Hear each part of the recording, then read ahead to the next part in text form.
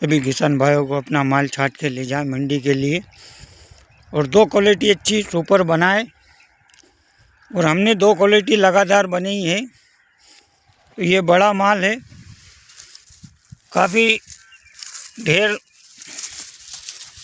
में ये दो क्वालिटी बनाई है ऊटी लक्षण की, जो काफ़ी देखने को मिली है। माल 19-20 भी है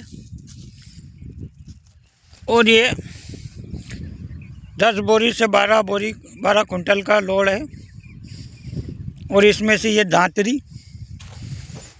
और ये छोटा मीडियम माल है। तो ये कम से कम 8 कुंटल आधा दोनों हो गया। तो किसान भाई ने काफ़ी अच्छी मेहनत करी थी लगातार, और आलोट का किसान लगातार काफ़ी अच्छी मेहनत कर रही है।